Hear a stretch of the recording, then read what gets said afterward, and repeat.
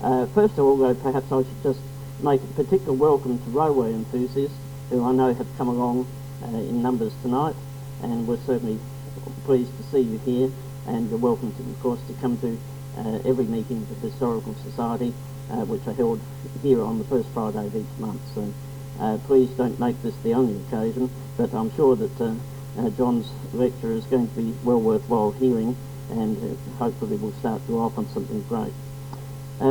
John Evans is our guest speaker. He's had a 34-year career spanning transport, travel and tourism, and started in 1967 with the former South Australian Railways. He currently works in the South Australian Tourism Commission as Manager of Executive Services. His work includes policy formulation and strategic transport initiatives like the Barossa Bird Tourist Train Development. John's passion for trains spans more than 40 years. In the 1950s, holidays at his grandparents' house alongside the main line at Hawthorn started an absorbing interest in the railways and continues to this day. His first rail enthusiast trip was the memorable last run to Mount Pleasant behind Mikado 706 back in March 1963. Tonight, John turns the clock right back to nearly 150 years and looks at the evolution of the railway station in all parts of South Australia and in the Northern Territory, and from the Port Adelaide line in 1856 to the Keswick terminal in 1984. Please make welcome John Evans. Thank you, Morris, and good evening, everybody. I hope that what I have to share with you tonight either brings back memories, sparks recollections, or in fact introduces you to some aspect of railway activity in this state and the Northern Territory, the like of which sadly we will never see again. I started in the job in the railways in 1967, and I'm delighted to renew acquaintance tonight with someone whom I worked with, not perhaps directly, but this person's name bobbed up in all manner of places, and I'm referring to Ron Grant. Ron, I still have certificates that you signed, signing your life away. Doug Fitzgerald was my lecturer, and I had some delightful times in Tin Town alongside the banks of the River Torrens studying my railway procedures. But it was an era, as I said, we won't see again. 100 years ago, probably on a balmy night like we're enjoying here this evening, there were countless railway families all over the state, from Carrickey to Coburn, from Mount Gambier to Stevenage, from Port Lincoln to Paratoo. Not just one family, but in some settlements, whole numbers of people. They almost formed a small community in their own right. They had wives, they had children, sometimes large families in fact. And these people were carving a career in the railways as porters, as clerks, as station masters, as gangers and fettlers and pumpers and fitters, and the list of job descriptions was just endless. At its peak, the South Australian Railways alone employed over 10,000 people. Today, the railways are run by a handful, a fraction of that particular number. Towns that in the past boasted quite large and commodious railway stations are today at best names on a map, and in many cases are no more. Absolutely not. Unless you knew the location of some of these places, one of which we'll see here tonight, you just wouldn't realise that at one point in time there had been a station supported by the various members of the staff that made up the railway presence in that place. In the last 20 years we've seen the gradual decline and withdrawal of staff throughout the state. Lines have closed. And the effect on the town community of the withdrawal of those railway pay packs has been phenomenal. There are towns still in recovery mode. Peterborough, Salem Bend, Karoonda, Allawoona, Wanby, all manner of places. Some of these names you might be hearing for the first time tonight, and I hope to introduce you to some places for the like of which you may never ever have heard of, didn't even know a railway went there. Certainly doesn't anymore. We'll show you a place that the railway stopped within 4 miles of the River Murray. You think today, why did that railway not go to the river's edge and tap into the river traffic? It stopped in the middle of nowhere within 4 miles of Murray. The story I want to impart tonight is certainly in part about the railway architecture, how the station's changed and evolved over time. And in this, there'll be a reflection, in fact, of the state's prosperity from the heady days in the early stages to the depths of depression in some decades, a little bit of a boost and revitalisation again, only to slip back in the following decade. We're going to take it in decades from the 1850s through to the 1980s. I hope what I'm going to share with you tonight is representative of what we're talking about. In looking at putting the finishing touches to this talk last night, I had to cull so much material. I've actually got far more here than I could probably share with you in a reasonable amount of time. In terms of going through the decades, as you can see here, everyone, the first 3 decades, the first 30 years, we saw a gradual expansion of railways. In the 1850s, and in some respects I suppose I'm excluding the tramway which ran between Goolwa, Port Elliot and eventually to Victor Harbour. The first railway line of any serious note was Adelaide to Port Adelaide in 1856. But it wasn't long before lines were snaking northward up to Smithfield and Gawler, and in the very earliest stages Yakla Jail was already served, what was in the old days called Stockade, which is today Yakla Jail. Beyond Gawler, the next line was to Kapunda in 1860 to tap into the copper mine, and also to provide a railhead to the activity in Burra, even at that early stage. In the early 1860s, John McGill Stewart, in fact, the last leg of his return journey from his success in getting through to Northern Australia, was to take the train from Kapunda to Adelaide, after having had an incredible bender in the John Franklin Hotel in Kapunda itself. Good indeed. The others, as you can see there, everyone, of course, there was activity down south, and the line gradually pushed forward to Tarlee. And in those early stages, this is what, in 1860, there wasn't much on the map. Over the next few minutes or so, we're going to actually fill this map. Every 10 years, we will progressively expand the network that was the old South Australian Railway. So as you can see, in 1860, we have a line to Port Adelaide, we have a line heading north up to Gawler, full stop. We have the first Adelaide station, although this was taken in 1870. This is North Terrace. Look at this wag here on the right, leaning up against the lamppost. It's a delightful shot. What's worth pointing out is the unmistakable English appearance in the early stages of railway architecture in this state. This is typically English. Stone buildings, very solid as you can see. There's a signal cabin with Adelaide goods shed, sheds over here. In the background, can you see the framework? The first stage is Parliament House on North Terrace in its early stages of construction. A great deal of activity, as you can see, but the railway rolling stock compared to today's standard on a very small scale. Very, very small scale, but unmistakably English. On the Port Line, although this was taken in the early 1900s, here's Bowden Railway Station. Very solid looking building. The gooseneck lamps you can see here. The railway overpass, the pedestrian bridge that graced so many stations on lines around Adelaide. And the number of staff. This was the era of labour-intensive activity. There was a job for everyone, a job for life in the railways, virtually up until probably the 1960s and 70s. A wonderful glimpse of Adelaide past, everyone. Who here can remember the wonderful Port Dock Railway Station? Beautiful Italianate design, beautifully designed and built too, built to last. Unfortunately it came down. In this day and age, I'm sure that wouldn't be allowed to happen. A building of that nature and quality and uniqueness would in fact be allowed to stand. This was also the era, if you look behind you, this is the era of massive canopies. Even though this was an era of steam engines, they had these canopies, very English style. You think of York, think of Newcastle in the UK, even to this day they have canopies. And we can't get more English than this, can we? This is Glanville in 1910. And you swear that was something out of the British Isles, wouldn't you?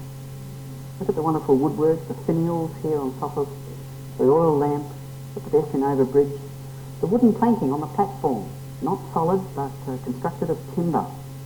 Unusually perhaps in some respects, and we'll see this in just a moment, South Australia is not renowned for timber being used as a building medium in housing and so forth, and yet the railways in various places did use timber quite a lot.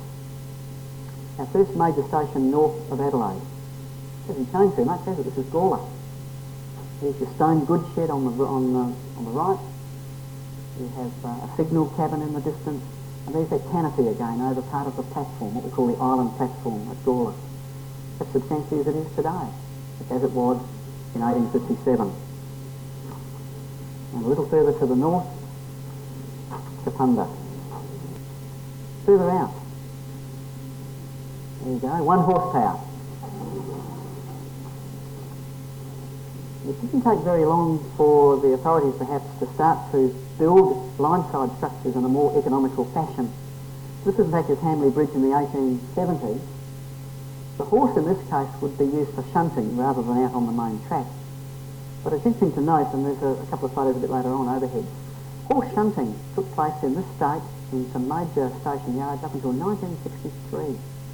Kapunda and Burra were the last places to use horses to shunt railway rolling stock around the yard. They were used in areas where it was a very complicated yard. Kapunda particularly was a very complicated yard, especially to work in at night. It was just a nightmare for staff, and so horses were used. In 1870 the line was pushing northwards, and here we have the earliest part of the Riverton railway station. Riverton is probably one of the most substantially built stations that we have here in the States to this day. Remarkable building for its time, but already the era of the railway refreshment room had come into being, and stations that had substantial structures, generally speaking, owed that to either their prominence as a railway centre and or the fact that they provided refreshments for passengers. Bear in mind, up until the 1950s, rail was the great people mover for decade after decade. Another glimpse of Riverton. I put this in just to demonstrate the substantial nature of the buildings. Of the buildings that you see in that frame, there's only basically two. There's the station proper and what was an engine shed, a building just sitting in there. The other buildings regrettably gone. But in its day, as you can see, here was a very substantial country station in South Australia. Another, a little later on, again further extensions beyond the earlier part that we saw. This was the refreshment area. In 1921, the Broken Hill Express, as it did every morning that it ran, stopped at Riverton for refreshments. Shots rang out, and Australia had its first, and there's only been two, but this was the first of two political assassinations in Australian history. The member for Broken Hill, Percy Brookfield, stepped forward to try and disarm the fellow with a gun and was shot and subsequently died. To this day, if you know and look closely, you'll see the ricochet where the bullets hit the building itself during this mad melee. If you're ever at Riverton, it's a wonderful gallery, tea rooms and a bed and breakfast these days. And if you ask the people nicely, they'll show you the ricochet, the results of that political assassination back in 1921. By 1870, the line had reached Burra. Again, there's that canopy, put up at extraordinary expense. One wonders why. What purpose did it serve, really, except to provide shelter for a limited amount of time for a limited number of people. But this is the scale on which these sort of major stations were built. It's ironic that the line reached Burra virtually just as the mines petered out. Canopies are in abundance. This is a wonderfully evocative shot of the Melbourne intercolonial train about to leave Adelaide in the early part of the 1900s. Again, a canopy effect is there, and here's a wonderful train drawn by two locomotives, an RX leading and a smaller boilered R-class just following behind. At the start of 1880, that's the route that we basically have. We've got lines to the north of Adelaide reaching as far north as Hallett by this stage, and we start to see some lines moving in from the coast, from Wallaroo and also from Port Pirie heading east, and also down here from Kingston across to Narracourt. These lines are built to the narrower 3'6" gauge, built as an economy measure back in those early days.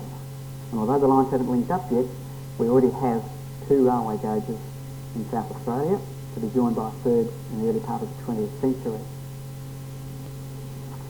Now we come to the first decade of incredible boom.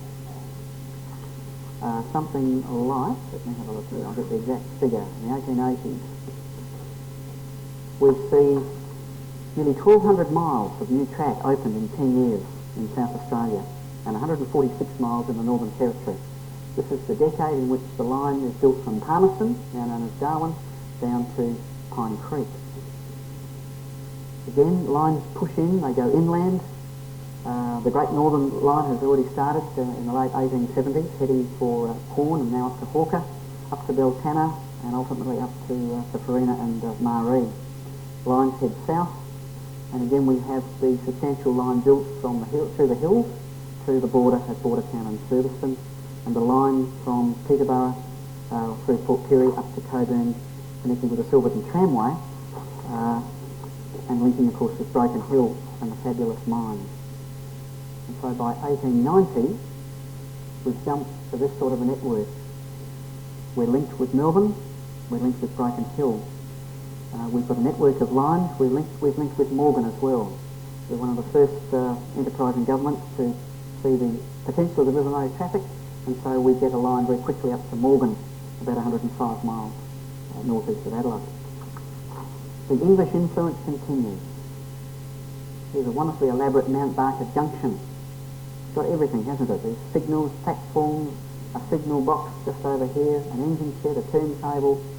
Imagine the number of staff that a place like this would have boasted back in those days. Mount Barker closed as a bottom grade station, class 7 station, I think, John, from memory. Back in the latter years, it was little more than a signal box in its latter years. On the line to Broken Hill, again we see the rise in wooden structures. Unfortunately no more, but this is Kaltowie, between Jamestown and Gladstone up in our state's mid-north. Again, a wooden station building, and we'll have a look at a plan now to give you an idea of what accommodation is provided for, the station master. This area here was the accommodation for the station master and his family. Bear in mind that in these early days there was probably no power, there was no running water, foodstuffs, all the things that we tend to take for granted was still a struggle for these people, and yet living as they did by a railway line, it gave them that link, I suppose, with civilisation that people living further out didn't enjoy necessarily. There was the ubiquitous ladies' waiting room. There was always this tendency of segregation of the genders, and so ladies always seem to have an area with a little more privacy, perhaps appropriately for the era than us gents did. We were usually out in the open or in some open area. That was the theory, at least. And there was always a porter's room attached, where there'd be all sorts of effects left. There'd be sometimes a lamp room. There were extraordinary instructions issued for the lighting and extinguishing of lamps at dusk and at sunrise. It makes another story in itself for another occasion. The earliest railway station at Quorn was also wooden construction. We'll have a look at the current building in just a moment. Again, this is a wonderful shot. There's two what we call Y-class locomotives seen in the picture. One with quite a long string of livestock trucks, which really were the mainstay of the line, the Great Northern Line to Eden at Atta. Without livestock traffic, this line would have been an even bigger loss maker than it was pretty well throughout its whole life. And getting up towards the border, we stay with the timber theme, the Coburn. Not much architectural merit in that, is there? Pretty standard configuration. Your offices were in this area here. There was usually a ticket window. There was a waiting room area here, both open and partly enclosed, and a porter's area, and a good old dunny on the side here. Again, there were very detailed instructions for the removal of night soil. You drew the short straw if you got that job, I can assure you. But we also see during the 1880s the advent of a wonderful style of building which was common throughout South Australia. I'm not quite sure who we attribute it to. It's often ascribed to be, it comes under the label of Walker and Swan, who were railway contractors during this era of construction throughout the state. But this very solid style of building that incorporated everything in terms of the station office, accommodation for the station master and his family, and waiting facilities and so forth, was all under this roof. It's probably testimony that so many of these buildings survive today in a variety of forms, from private residences to even a bed and breakfast. This is a delightful shot taken at Laura in 1980, up in the mid-north. Today this station is a private residence. You'll find these stations to this day as close as Mitcham, Blackwood, Aldgate, Mount Lofty, Mount Barker, South Alban, Nairn, Beltanner, that's the furthest north. You'll get Hawker, Orroroo, Crystal Brook in the old days, Peterborough, Karawi. This particular style of building just seemed to be everywhere at major places, and some minor ones too.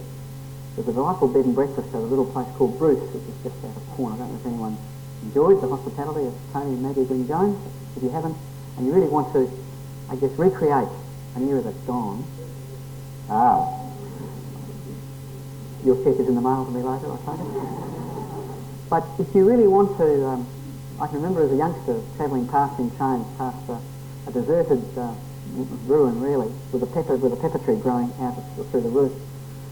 And yet, who would have guessed that 35 years later I was enjoying their hospitality, staying under the roof of the Bruce railway station. Built on the scale that it was, by the way, because their expectations that a branch line would be built from Bruce across to Wilmington, but they'd never eventuated. And this also is a wonderfully evocative shot at Carrington. Look at that wonderful Model T in the foreground.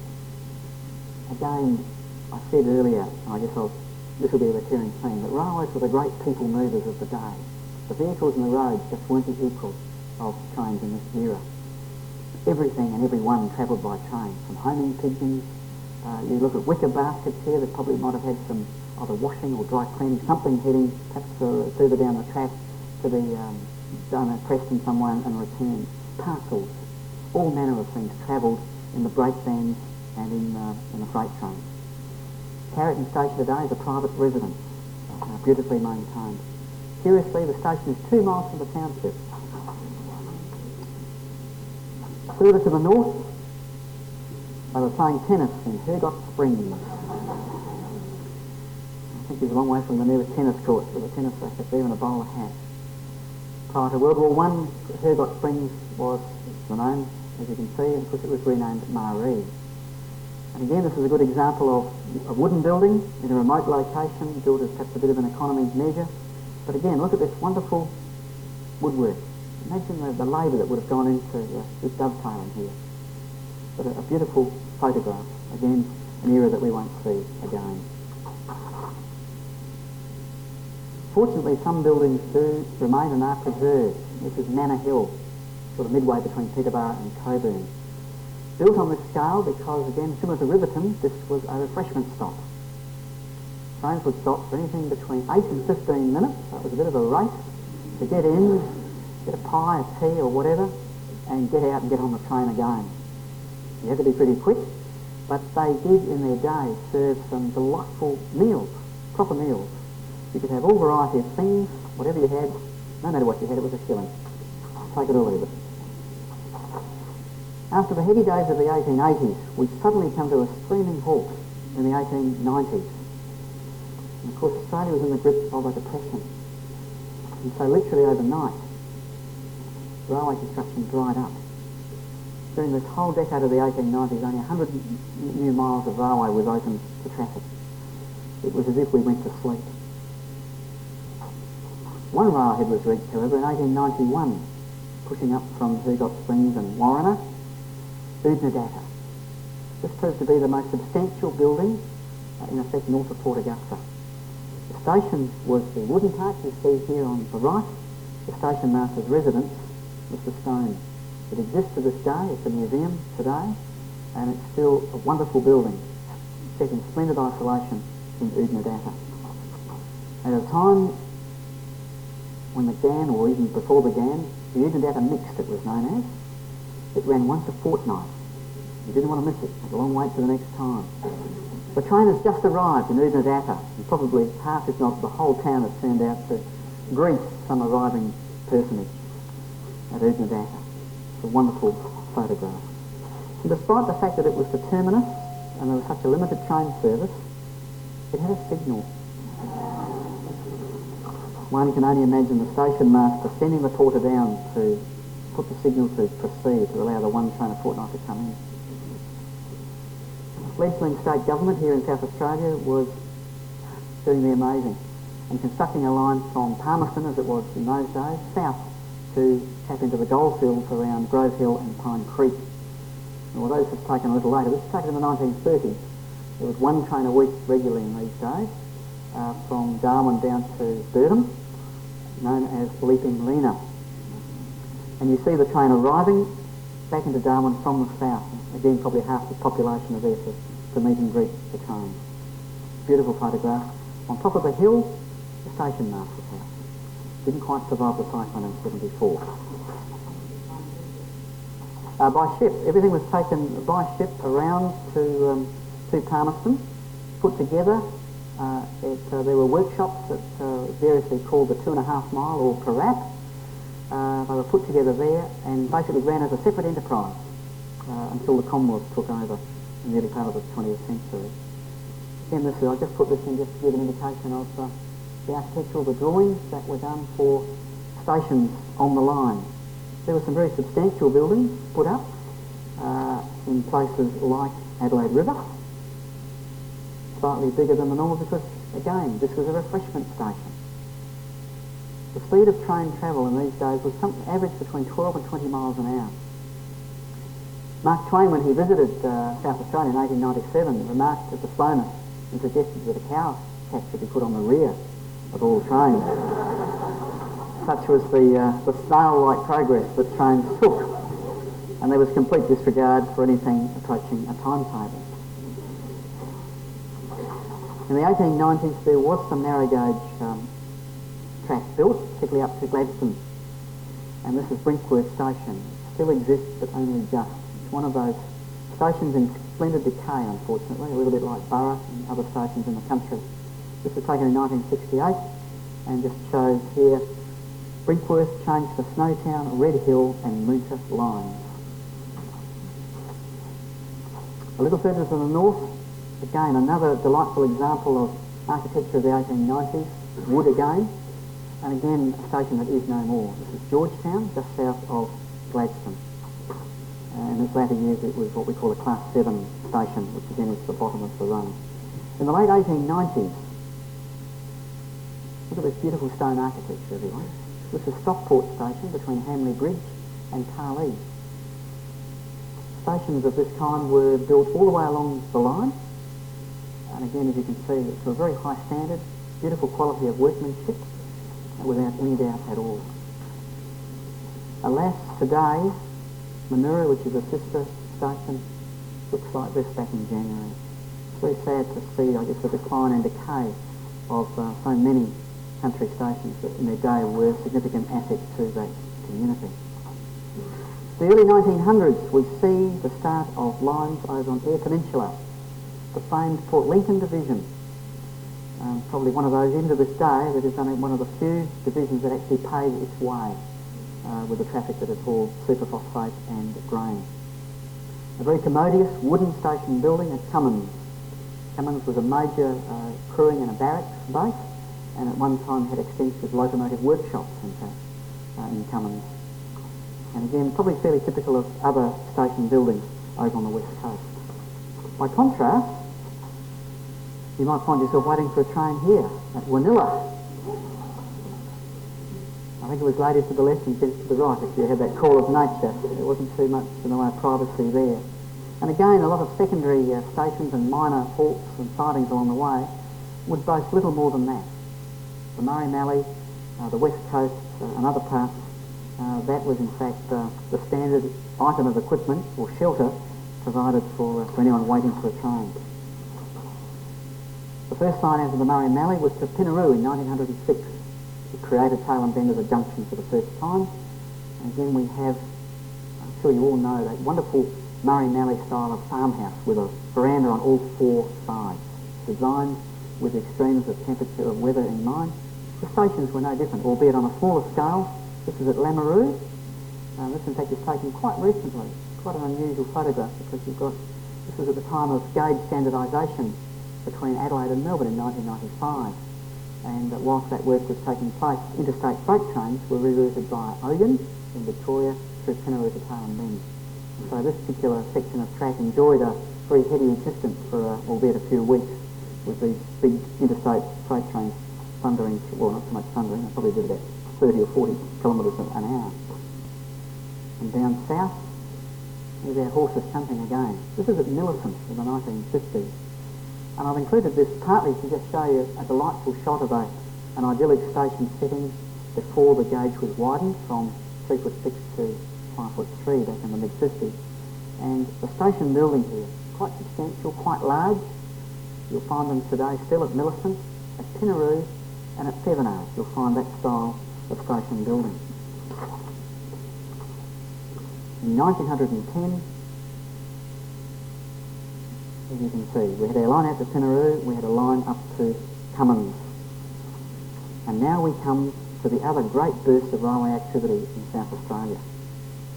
Paradoxically, perhaps, this took place at the height of the First World War.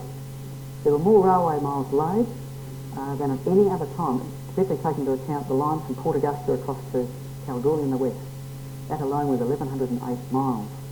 And there was nearly 1,000 miles of other track constructed between 1910 and 1919. And this was the era, along with the 20s as we'll see in a moment, where there were an appallingly high number of lines built A, to nowhere, B, to serve no purpose, and C, never came anywhere remotely close to paying their way, not even the interest on the loan money. Key among these was the line from Yalana to Mount Hope. At its peak, Mount Hope boasted one train a fortnight. The maximum speed on the line was 10 miles an hour, leaving Yalana. The crew working this particular train once a fortnight had to draw extra stores from Port Lincoln in case they came off the track. They were literally on their own when they left Yalana on the main line. And there is a list that exists to this day in the working timetable that lists all the extra items that crews working to Mount Hope will take with them in the event of derailment. You basically had to get yourself out and back by whatever means, and derailments were many. Other lines pushed out into the Murray Mallee to unlikely places like Pedinga, Yinkanny, Waikerie, Loxton, Paringa, and so the list goes on. With one exception perhaps, they all served little purpose, saw little traffic, but were built on the promise that landholders along the way would in fact patronise the railways. In fact didn't. Certainly not to the extent that was required to make them pay. Even the Wollonga line, which was built in around 1915, was built on the same principle and never even looked like paying its way. The line to Clare and Spalding was in much the same sort of position. Now Pleasant and Sedan. We marvel at the fact that the line was ever built at Sedan. We really do. Even though today it still serves its purpose, it's a very important grain retrieval point at Appamar. In amongst the standard style of buildings that were constructed throughout the railway's time, there were some magnificent exceptions. And one of those was Quorn. The Quorn station was built in 1916 to a unique style. Cape Dutch, it's almost something that comes out of South Africa. You could see this station in the Cape Colony, I'm sure. But built it was at Quorn. It survives to this day. This particular photograph was taken in 1957, the first occasion of a regular rail car working from Tarawi through to Quorn. I wanted you to remember 1958, a film was made called The Sundowners. So Peter Ustinov, Robert Mitchum and Deborah Carr. A train was sent specifically from Peterborough to Quorn to feature in that movie. If you haven't seen it for a while, get the movie out and look out for the Quorn railway station and the steam train. The station was called Corndilla. It was very much in this sort of state of sort of disrepair and a rundown effect. But a wonderful movie and some great scenes in and around Quorn itself. So I commend that to you, everyone. The Sundowners. Filmed mainly in South Australia, but also a little bit in New South Wales. But some wonderful scenes in the Southern Flinders particularly. The locomotive that featured in that is now part of the display in Peterborough. It's only just been put into position, a Y-class in fact. The crew of that particular train, one of the treasures that he kept was a signed autograph photograph from Deborah Carr on the locomotive. Quorn Railway Station today, everyone. It's been beautifully restored, and of course it's home headquarters today to today's very successful Victory Railway. A good example of a station that has been given new life. In the 1910s, we had this amazing architectural style that came from nowhere, termed Queen Anne. It actually, I think, has, I don't know, fellows, whether you think or not, but to me it has a very much an American influence, which we're going to see in a moment in the 1920s. But these enormous station buildings went up in a very limited number of locations throughout South Australia. Apart from Tailem Bend, you'll find today this style of building at Bordertown, at Penola, surprisingly. No one can tell me why a station this size was built for Penola. And the other two that spring to mind are Wallaroo and Moonta, where the same style of building will be found today. Generally speaking, far in excess of any known or expected traffic requirements. This is Moonta railway station back in the late 1960s, with the school rail car having just arrived from Sedina and Wallaroo. Today it serves as an information centre being restored to a pristine condition. At around this time we saw this style of station waiting area being put up. This is Hawthorn, with a passenger train from Tailem Bend just about to go past. You were able to find this style of waiting area at unlikely places such as Morphett Vale and Seven Hill up in the Clear Valley. Hilltown, you'd find this style of building, apart from around suburban Adelaide. Wooden buildings reached their zenith at places like Truro, and this particularly Mount Pleasant. As Morris said in his introduction, I was privileged to be on the last train to Mount Pleasant in 1963. It was a wonderful afternoon, never forgotten it. And I had the privilege of, as I said, riding a train to this unlikely destination in the Adelaide Hills. You look at it today and you can't work out how or why they put a 51-mile railway line to a place that's only 30 miles direct from Adelaide. A little bit like Victor Harbour. Victor Harbour's 81 miles by rail, 50 by road. Alas, it's no more, but back in the 1950s, that's what the Mount Pleasant railway station looked like. On the Sedan line, we see unusually the station building set back from the platform, not on the platform itself, but actually set back at ground level. Appamurra is just between Palmer and Mannum. For those of you who know the Mannum Road, now a very big grain retrieval point and gets a lot of regular trains, ironically. Up until the 1950s, Appamurra boasted a station master. You look at the place today and you just marvel and wonder what that station master did between weekly trains. And Ron Grant, I'm sure, may remember one of the last station masters was a chap known as Max Eistead, who was a train controller, one of my mentors back in the 60s. Little exceptions to the rule continued to bob up in the late 1910s. This is at Oodlawirra. The Bullaroo Centre boasted a similar style of station, quite a substantial stone and brick building, often occupying the same railway line as wooden buildings elsewhere, and yet occasionally these stone buildings would intervene. Elsewhere, we mustn't forget here in South Australia, of course, that we hosted Commonwealth Railway. And 1913 saw the advent of the start of the construction of the massive transcontinental railway line across to the west. And during this period, the wonderful Port Augusta station came into being. Early photographs of this area show that, in fact, what happened, they actually excavated through a giant sandhill in the heart of Port Augusta to create level ground and to build the station that is there to this day. Later in the year, it will be host to, of course, the resumption by Pitchirichi of narrow gauge train services from Port Augusta through Pitchirichi Pass to Cairns. Elsewhere on the line, this is a style of building that bobbed up all over the place. The gentleman in the photograph is Rolly Sinclair. He's ruefully contemplating his future. He's been told he hasn't got a job anymore at Tarcoola. Rolly still lives in Tarcoola, I might add. He was one of the last station masters to work there up until early 1990s. Elsewhere, in places like, you might recall the earlier Hurdock Springs photograph, this is Murray. The Commonwealth Railways did a wonderful job in building very substantial, solid, poured concrete buildings. They really were designed to last and provide very good insulation. There was, as you can see, that large veranda type of overhang designed to provide shade to the people working in places like Murray Data and so forth. By 1920, look at how our network has developed from back in the 1850s and 60s. We have lines that are now going everywhere, literally, all over. But there's still more to come. The 1920s sees the last burst of railway construction in South Australia. We see lines that have been started in the previous decade move on to their destination, Clare to Spalding, Long Plains through the north up to Snowtown and Red Hill. We see another of these crazy lines built from Wanby to Yincanning. And this is a line that stops 4 miles short of the River Murray. We see other curious lines like Thumbunga to Lochiel. You probably all know where Lochiel is on the main road up through to Crystal Brook and beyond. But Thumbunga perhaps may not be as well known to folks here.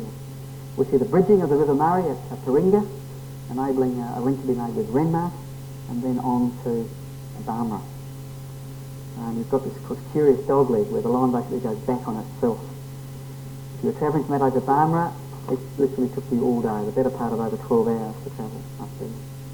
To the north, of course, the place that has been the terminus for so many years ceased to be that, and of course the line to Alice Springs went through Rumballara up to Central Australia. Coming to the south, the Pine Creek line had pushed south to a place called the Mungalam on the northern banks of the Katherine River. The Katherine was eventually bridged. It was the biggest single engineering project that the Territory had seen at that time, and the line eventually reached Burdham in 1929. There was actually earthworks done in place. If you know where to look, you can see them to this day as far south as Daly Waters. But again, depression set in and the line was never built. Port Pirie was reached in 1937, both from the south and the north, and for the first time in the history of the world we had not one but two but three railway gauges at the same place. Port Pirie was unique until 1970 as boasting 3 gauges. It was a yardmaster's absolute nightmare. One of the buildings he causes to have built is the Port Lincoln railway station. No platform. Most narrow gauge stations didn't boast a platform. The carriages themselves had little steps, as you can see here. Again, as an economy measure as well, but this is a station built in 1924 during the Webb era. Apart from the Adelaide station, perhaps the best other example that's still around today, and I'm sure this will be familiar to many of you, the Victor Harbour Railway Station. This is American to a T, plus a platform, admittedly, which Americans weren't renowned for, but this is an American style of railway station plucked out of the US in the 1920s. In 1926, the railways dispatched their photographer down to Victor Harbour to take a whole host of photographs. And this is just one he took on this day of the station from various angles. There's recently been some restoration done to the station, and there's going to be, I think, a little bit more done as well to make sure that it continues to serve the cockle train and steam ranger for many years to come. The zenith of Webb's achievement, however, was the Adelaide Railway Station. And I've included this over here just to give you a contrast between before and after. This is a building allegedly built without formal approval. We've always maintained that the docket that contained the approval had been inadvertently and inexplicably mislaid. To this day, no one knows, indeed, whether in fact it did have formal sign-off, but built it was. A massive achievement for the day back in the 20s, and of course it stands today as a testament to W.A. Webb, a most amazing man. If you get an opportunity, there is a book in existence by Dr. Rhys Jennings about the social history and biography. It's a wonderful read about Webb. I've included this, again it's taken in the 1920s, and this is a wonderful leisurely style of rail travel. This is the grounds of the Mount Barker station, another refreshment room. Now ladies, wouldn't you be delighted to sit down and enjoy partake tea? Then about 11 o'clock in the morning, you've been on the train for an hour and a half or so out of Adelaide, so it's time for refreshment. And you'd be ushered out, sat down with tablecloths, lovely rosewood chairs, and you'd enjoy a few minutes in the grounds of the Mount Barker station. Wonderful. Elsewhere, we had very austere, we're back to wooden buildings again here in the 1920s. This is the former station of Virginia. Now no more. The trains are all through here at 115 or more kilometres an hour these days. There is nothing to indicate where Virginia station really was. And now we come to a wonderful, it's fresh out of a cartoon. The amazing thing is this was occupied by a station master until 1971. And this was not a bottom of the... This was a Class 6 station, not Class 7. You jumped the grade if you went to Yen Canning. The last station master, John Shell, gratefully departed in 1971 when the line closed. Thank goodness this station has been preserved in perpetuity. You'll find it today in the Loxton Historical Village, in Loxton, of course, alongside a wonderful RX locomotive number 55. As I said earlier, this is the point, this is the terminus that was within 4 miles of the River Murray but never made it.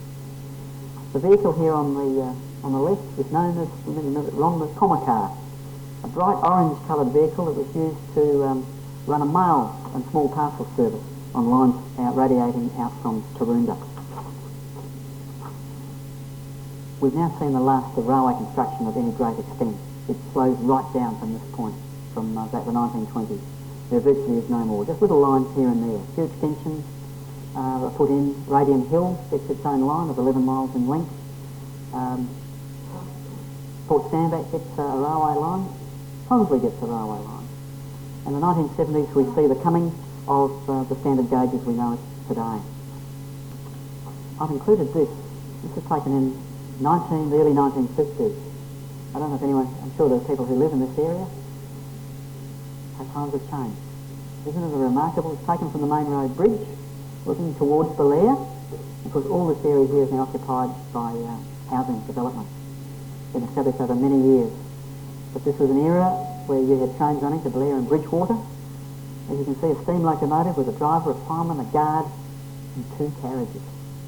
An economically suicidal basis for working at the best of times. There was no platform, but perhaps, ladies and gentlemen, some of you may remember this, what they call a step-down type facility. You literally had to go up a series of steps to get onto the carriage platform proper. There was no proper platform in place as such. Quite amazing. And these were dotted all over. Eventually, of course, they were replaced by platforms. 1955 saw the peak number of railway miles open in South Australia. The lines reached virtually everywhere, with perhaps the notable exception of York Peninsula. Even Kangaroo Island boasted its own small railway line from Muston to Salt Lake, just inland, run with steam locomotives and motor traction. The aim in many respects was for the railway to be for the farmer to be no more than 20 miles from the rail line and desirably the nearest railway siding. And in terms of settled areas, that was pretty much what the railways achieved during that particular time. The 1950s, as well as the 1920s, saw a number of lines widen from narrow gauge to the 5'3", the broad gauge. In the 1920s, during Webb's era, he widened what had been known as the Western Division, and this was the area from Hamley Bridge to Balaclava, Port Wakefield to Wallaroo and Moonta, from Kadina across to Brinkworth, and from Balaclava to Gladstone. All those lines were widened from 3'6" to 5'3". And the same thing happened in the southeast in the 1950s. The line from Wolseley to Mount Gambier to Milliston and to Kingston were progressively widened from 3'6" to 5'3". And at that time, a number of the older station buildings were demolished and replaced. As you can see, this is just one representative example of station building at Kingston in the southeast. Again, there wasn't perhaps a lot architecturally to commend them, but they served the functional purpose quite effectively. I've included, this is one of our last early ones, just to contrast the development of one station through the decades. The top, this is all the photographs of Mount Lofty. We're up at the top, the summit of the South Line. Photographs taken in the 1920s. You can see the signal cabin here, perched up very tall so the signalman can see the track in both directions because the line sloped away from the summit at Mount Lofty, of course. The middle photograph is of the Victor Harbour, what was known as the South Coast Limited, used to run on Saturday afternoons at a very fast pace behind a wonderful 520 class locomotive. And the bottom frame is in more recent times with a suburban red hen railcar in the photograph. We talked about magnificent follies, and this is perhaps one of the best. We have a representative from Port Pirie here, one of my close co-workers, Dr. Peter Carlin tonight. This was one of those amazing follies. I mean, this is the Ellen Street railway station, built was at a time when the trains literally ran down the main street. It's repeated in some other towns in Australia, but it's pretty unique to South Australian conditions. Again, thank goodness this building has been preserved and of course now houses the National Trust Museum in Port Pirie, looked after by Nancy Wood. Wonderful building, isn't it? Unique. There's nothing like it anywhere else in South Australia, and that's why I've included it.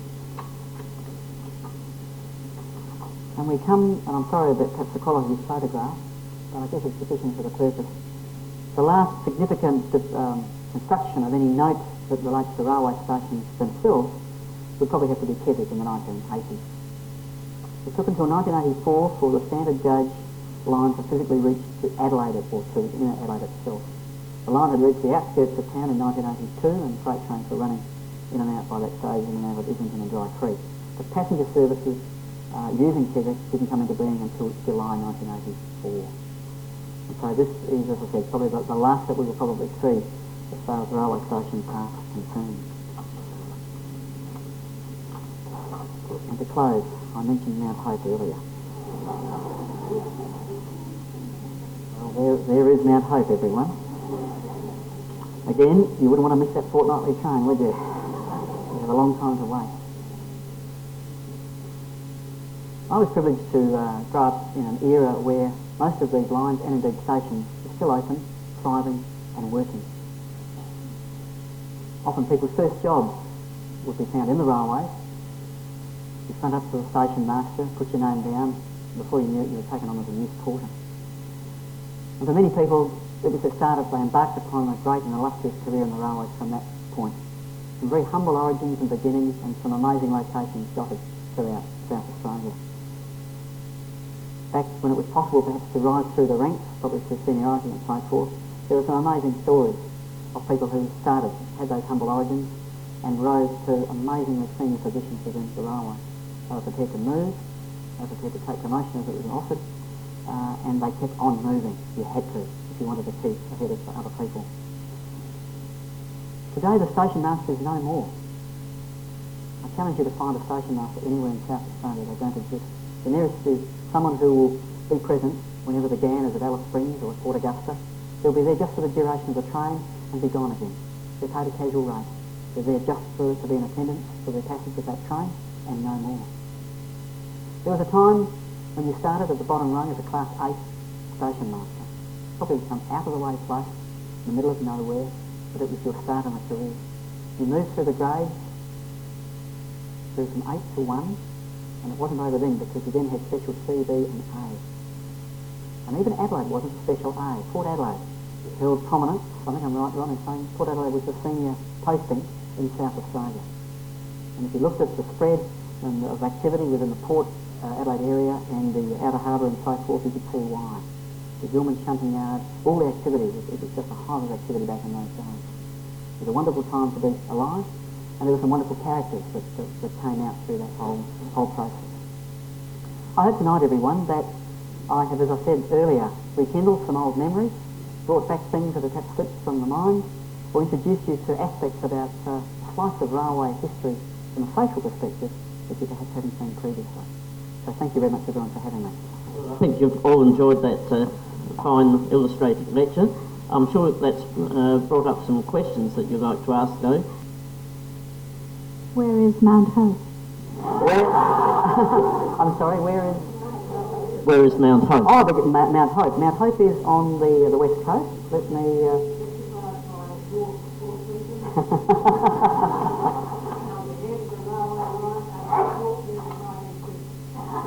Now, let's just point out, in relation to Port Lincoln, the lady who asked, Mount Hope, you went up through Cummins to a place called Yolana, and you went west through to Penny, and Mount Hope was the terminus just out. It's actually on the main road. The main road between Port Lincoln and Elliston goes through Mount Hope today. Yes, to avoid the Mount Lofty gradients, they're talking of going through Angerson. Now, we're in Angerson, I couldn't see how they get from the height of Angerson down the Murray Valley plains below. I looked at Light Pass and that's didn't seem to be the place to go. How do they get from Angerson to the Murray Valley plains? The history of alternative routes through the Mount Lofty Ranges goes back to the 1860s. If you're interested in that particular topic, I would commend a book authored by a chap named Roger Sallis, and it's called something like the Adelaide Hills, Railways of the Adelaide Hills. And Roger goes into some detail about the various options that were examined and surveyed back in the 19th century to look at ways and means of taking alternative routes through the Mount Lofty ranges. The issue with Angaston, of course, has come up in more recent times. There are two limiting factors that impede, the productivity and the revenue earning capacity of the line to Melbourne. One are the tunnels, and the other are the gradients in both directions. Now, there has been a lot of speculation, but I think it's been put to rest, the Angaston option. There was talk of going out, through basically following part of the old Sudan line, and then by various means coming into Angaston and actually tracking across and coming out somewhere around Malala. There are alternatives being looked at, however, in terms of putting in larger, more sweeping curves in the Callington area between Callington and Nairn. It's taking the top off the summit of Mount Lofty and doing, trouble is they can't do much work the other way. Tunnels are still going to be the problem. The engineering difficulties, and again there's been some very careful costing done on the various alternative options of getting up and over the Mount Lofty ranges. As I said, I think we're probably going to have to live with what we've got. The tunnels are going to be a limiting factor. Those of you who have perhaps seen trains that head north of Adelaide, the railways can put 2 and in some cases 3 containers one on top of the other, because there's little or no height restriction from Adelaide, from Islington to Perth in fact. Where there has been height restrictions, the rail has been lowered under the bridge at Port Augusta and elsewhere. But heading south, of course, all those containers that are top loading all have to come off and go into their own separate vehicle, which does impede productivity quite a lot. So I'm going to have another question. There was a letter to the editor by CA Beach, South Brighton in 1989, and he points out Ace Chapman, supervisor planning of the Metropolitan Electrified Rail System. Now this is very depressing to see what Adelaide could have got. Yes. He had plans tunnelling under King William Road and constructing a rail service to the eastern suburbs, and that's because the land's all sold, etc., etc. Now the Chippenham government provided finance and large tracts of land were acquired by the Playford government, including land from Singapore to Brighton, etc. However, when it came to obtaining the necessary additional finance from the Menzies government, when Menzies won the election, the Premier was informed there were not enough funds available for such a bold plan. Now I just find this very depressing. We have an electrified rail system. Adelaide is the only city which hasn't got one, and it's just a missed opportunity. Any comment? I think there's two things I'd say. One, if you want to see, there is one shining aspect on our rail system, our one concession to electrification. And you have to know your south line, everyone, to Belair. I'm talking about the Eden Hills Tunnel, and in particular the tunnel that brings the today's standard gauge interstate line through. If you look closely at that tunnel, it's been designed tall enough to accommodate the overhead wire of an electric train. It's our one concession in the state to electrification. Our dilemma in this state, and it's been with us forever, are two things. One is our population base and the lack of growth in this state.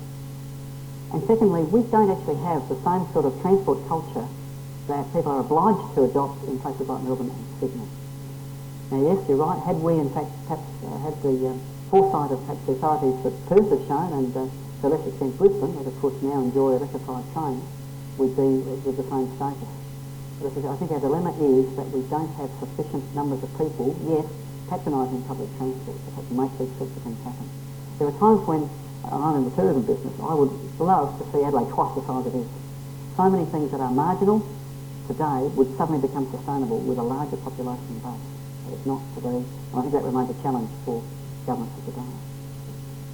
Theo. Thanks very much, John, for that presentation. It was very interesting, and the photos were very evocative of the bygone era of railways.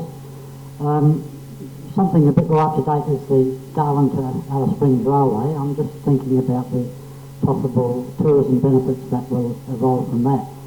I imagine it was costed on freight rather than tourism, but I'm sure tourism will benefit significantly from that. Yes, you're right there. I mean, any rail line today is costed on the benefits that will be delivered by virtue of freight haulage. Passenger traffic is really sort of cream on the cake in many respects. Great Southern Railway, to their credit, have already, foreshadowed their intentions in terms of extending their current Dan service beyond Alice Springs to Darwin. At this early stage, their intention is to run 2 return trains a week in what's known as the dry season, and the top end, which is basically sort of April through to about October, November, and that'll reduce to one return service a week north of Alice Springs in the wet season, which is obviously the balance of the year. However, bottom line is that it'll be freight rather than passengers that will sustain that operation. However, from Adelaide's point of view, of course, we will become even more importantly a significant hub for both north-south and for east-west long-distance passenger travel. We'll have services from Melbourne travelling through Adelaide to Darwin. We'll have services in Sydney travelling through Adelaide to Perth, and the various combinations in between. So that from Great Southern's point of view, they're going to need extra carriages, they're going to need extra staff, and I think it's testimony to the GSR that the bulk of their staff, in fact, are Adelaide and South Australian employed folk. And we are still, and will continue to be, their major hub and servicing centre for Great Southern's long-distance services, as well as the overland space as well. So, and certainly from a tourism point of view, it opens up significant possibilities in terms of linking South Australia with the centre, with the top end, with Kakadu and Litchfield, and also, of course, for people coming into from overseas, perhaps using Darwin as their gateway and coming south. One of the difficulties with the GAN at the moment is that it is surely imbalanced in numbers. Far more people use the train north than do south. And I think this extension to Darwin is going to, in part, help redress that imbalance and perhaps have more traffic travelling in both directions. Thank you. There is a proposal to have a new bridge over the Port River to carry a railway line. Yes. Is the Port Dock station going to have a new life? No, Port Dock Station can't have a new life because, of course, it's a museum today, and it has been since 1988. The bridging of the Port River is designed to, I guess, take traffic off the commercial road viaduct, as we know it at the moment. It's really going to be designed principally for freight train movements that are heading at the moment to places like Pelican Point and some of the sidings that are on that western side of the Port River, heading up through Penrice products, the oil refineries and so forth, the oil depots and that sort of area. So it should be predominantly for freight traffic rather than, as I said, other forms of, certainly not for passenger trains. This is the statement rather than a question, if I may. Last week I was in Grove Hill. You mentioned the small station south of Darwin. Yes. And I stopped in the pub for a beer. Yes. It's made of galvanised iron. It's about half the size of this hall. And a new proprietor. He's planning to make his fortune because the new rail's going right through.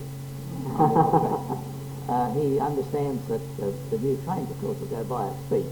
But there'll be a lot of bridges built in the area, and he thinks there's 2 years of construction where he'll make his fortune.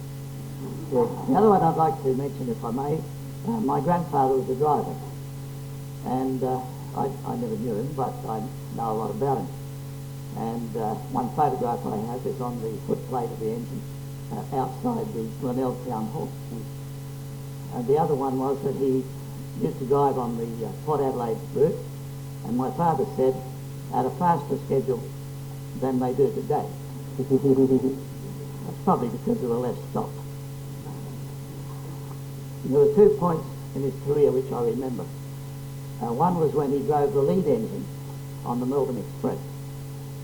And the other one was when he drove the Duke of York, who later became King George V, when he came to Adelaide on his way to open the new Commonwealth Parliament. And my grandfather drove him from Port Adelaide to Adelaide to stay with the governor. And I hold a certificate of thanks for the safe passage. That's a wonderful. There's a wonderful example, I think, of oral history that literally reaches back, literally over generations. To be talking about the Glenelg Railway, not tramway. We're talking about the Glenelg Railway, which of course is pre-1929, at a time when there wasn't one but 2 railway companies that served Glenelg. One started from King William Road or Street and South Terrace, and the other from North Terrace, and they both went down to the bay. And on one of those particular stretches, there was the Theberton station. Fancy getting a ticket there. But Grove Hill, have you? Now, Ron, you shouldn't be admitting to that. Grove Hill has a wonderful history, and if any of you are travelling or find yourself in the Territory in the future, it's worth taking the detour off the Stewart Highway and going to Grove Hill and going to the Grove Hill pub. It will take you back in time. As it was in the 20s and the 30s, it was just tin nothing else to do on it, probably the original cobwebs were all over it. You just propped a bit of loose tin open with a stick, and that represented a breezeway. The concession is that they've got refrigeration on now, but it is right alongside the former railway line. It was an overnight stop at one point back in the old days, and it is the site of, it actually had its own tram branch line out to what was known as the Mount Eleanor Reef. It actually ran on an overbridge across the top. There are photographs exist of this amazing tramway that ran for several miles into the bush, and Grove Hill was the spot at which the ore was loaded onto trains down for Darwin. So if you're in the territory, make a point of going to Grove Hill. Brian. Just a couple of Port Adelaide stories to add to the collection, Yes, John. yes, Brian. Just seeing the old Port Dock station reminded me of them. Yes. One is that the station crew used to play cards, and they just wait till they saw the smoke down the track because they were able to be up in that nice tower. When they saw the smoke, that meant they had to go down and man their post for the train to come in. The other was that in the early years, when there were, I think, 6 or 8 trains a day, about 1.5 hour intervals, so the loco drivers would go down and get in a bit of fishing by the Britannia Hotel between trains. So it's just a different era. And of course, there's quite a few people who are probably familiar with those wonderful instructions about the early trains, not leaping off the carriage to retrieve your hat if it blows off, which was printed in the register in 1856 when that line opened. Yes. So I wondered if you could throw in a few colourful stories for us before you depart. The best one I've heard was the East-West line, talking to an old timer in the Port Augusta pub. In 1973, he was the driver when he hit a camel going at 60 or more miles per hour. It was quite a mess by all accounts, as you might expect. And I'm sure there's a few more you could regale us with. There are amazing, there is a fund of stories out there, Brian. You get railway men together and the stories really do start to flow. There are numerous stories told of, there were crews back in the old days who would, particularly the Depression years, would take a fire on a rifle with them in the locomotive. And the train would be travelling along, they'd be taking pot shots at whatever moved. And if they scored a hit, they'd actually stop the train, get out, go and retrieve their game, bring it back on the locomotive and take it home to mother. That certainly happened. There were others who were extraordinarily heavy drinkers on the one hand, and you had others who were extraordinarily teetotal. And often you'd get 2 of them on the footplate together and sparks used to fly. Many years ago here in Adelaide, I worked in the roster office, and we had a couple of people who didn't normally work together. Their surnames were Abbott and Costello. And the time finally came when they were rostered together. And the train controller of the day couldn't believe that we'd actually put these 2 fellows together. And there was an announcement I can recall, it was a passenger train heading to Bridgewater, and some wag, the man in blue or one of those, got on and said, the 517 to Bridgewater is being manned by Abbott and Costello. Well, it just brought the house down completely. But probably Ron Grant is probably better qualified than even I am to speak of that era and the colourful stories, some of which just don't bear retelling. I'd recommend just a bit of extra reading. There's a wonderful book, it's out of print now, but if you can get hold of it through the library, Patsy Adam Smith, who was the author of the Anzacs and other books on sort of the railway slant, wrote a book called Folklore of Australian Railwaymen back in the early 1970s. It's a collection of stories, yarns, tall tales and true, covering all of Australia, but there's a lot of South Australian content, particularly some of the early Commonwealth Railway drivers. I was privileged to be on the last of the old Dan trains out of Alice Springs in 1980.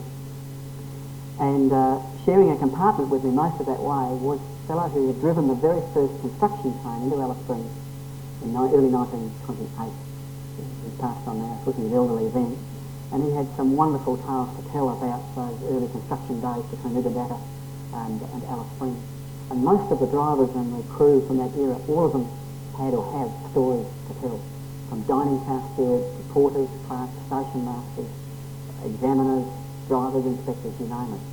I said earlier, there was this plethora of railway jobs. There was a job for everybody there. There was even, Ron may recall, back in the 30s, you could start work as what was known as a useful. That was your title. And you probably emptied bins and replaced carbon paper and receipt books or goodness knows whatever. We had in the railways, and Ron I'm sure can remember, a chap named Bill Watt, who's since passed on. Bill, yeah, Watt. Bill's sole purpose in life was to go around with eucalyptus oil, supposedly to sterilise the handsets of telephones. And the whole of the railway building reeked of eucalyptus oil. From the liberal application, the bill would come around every day, no matter what you said, no matter what your protests were, your phone was liberally applied with this eucalyptus oil, and because you pick it up and you have it on your ear, your clothing, everywhere. But he went down and he'd do his job, and everything we had this liberal application of eucalyptus. I can still smell it now. It was just remarkable. Yeah, Ron's quite right. A lot of her stories, in fact, are by people who worked on the, I'd mentioned earlier, the Port Lincoln division. Claude Simmons was one. Yes, that's right. He was a fitter, I think. Yes, that's right. There were this. Yes, it's devoted to the West Coast, where of course there's a lot of stories. What we've seen the passing of everyone, and again, probably this is for another time, but there is still waiting to be researched and written a social history of railway development in South Australia from a people point of view. Again, as I said earlier, I was privileged to be on the tail end and had the privilege of meeting a lot of characters. You start on this job today as a driver, and you'll be driving the passenger train within 5 years. When you started back in the steam days as a cleaner at Mile End or Peterborough or Mount Gambier or Tailem Bend, you aspired to joining what was known as the Cannonball Link. It goes back to Casey Jones' days in America. The Cannonball Link was the crack drivers, the express drivers who would drive the Overland, the Port Pirie Express, the Broken Hill Express, the fast interstate freight trains. It was, that's quite right. And those crews, including their firemen, on a steam locomotive would work from Adelaide station to the border on a steam locomotive at night. Remarkable feat when you think about it. And those people were true artisans of their profession. There were good and there were bad drivers, good and bad engines. There were fast drivers and there were slow drivers, there were rough drivers and there were smooth drivers. Each of them had a character of their own. And they formed an elite group, particularly this Cannonball group, many of whom are still alive today. They were a very elite group, and drivers, you aspired to reach that pinnacle in the driving profession. Today you can almost sense when you've got perhaps a younger, less experienced driver handling a long train. You can feel it back in the train. People back in those old days took pride in the smoothness with which they started, controlled their train, and stopped right at the point where they had to put water into the engine tender. Those days have gone. What was a vocation in the profession is really just a job today, to be sort of got out of the way as quickly as possible. A lot of the romance of rail that we knew and enjoyed has really gone, unfortunately. I was saying tonight to some folks that if you were starting out as a rail enthusiast today, you can't travel in the footplate of a locomotive. There's no van at the back of a goods train. Trains don't shunt anymore. They're too fast for you to keep pace with. They just travel too fast. You get one photograph and you never see the train again. You can't catch it legally and stay within the limit. You did. You had to sign a risk note. That's quite right. But it gave you access to all the lines in South Australia. In the 1960s, I was part of a small group at St Peter's College who, at each holiday time, we would journey to a different part of the state on the back of a goods train. There were 5 or 6 of us. 2 have since died, unfortunately. But one has gone on to great heights, and that's Andrew Thomas. He and I shared an affinity with trains back in the 1960s, and he wasn't necessarily a high achiever at secondary school level. His time came later at a university. But during that era of the 60s, he and I and a small group of others would journey to all different parts of the state. I'm with the State Tourism Commission today, and I owe, I guess, part of my knowledge of the state to those early travels by train to Sevenard in the west, Coburn in the east, Alice Springs and Murray in the north, Mount Gambier and Millicent in the south. It's been a wonderful odyssey. As I said, you can't travel most of those lines today. They've all gone, been pulled up, and are now in part of history. Well, thank you very much, John. I think we've run out of time for questions, so I'll ask Council Member Jim Loudon to come forward and move the vote of thanks. Thank you, John. I'm sure it's been an enthusiastic audience, just as you've been an enthusiastic speaker. I'm delighted to hear how on top of the subject you were. There was nothing you didn't know, and without a note. I wish I could say the same. However, I have written on the footplate. I grew up in New South Wales, so I was learning a lot tonight about South Australian Railways. But as a youngster, we had a neighbour who was a driver on one of the South Coast trains, and I was on the footplate from Wollongong to Nowra and back again, and remember eating my sandwiches under the water tower at Berry. So I've had a lifelong fascination with trains. I'm sorry to see them go, just as you are, until I ride on one. And then when you ride on one and you experience the soot and the time it takes, you have second thoughts and think, well, perhaps modern trains have something to be said for them. Thank you very much indeed. I was saddened to be reminded of how much we have lost. I love the old buildings when I find them. I love the fantasy of Port Pirie and the old Dutch of Corn. I've seen these places, I'm delighted to say. I was intrigued about the assassination at Riverton. Most unlikely place, I thought, for an assassination. However, thank you very much, and thank you from all of us to you.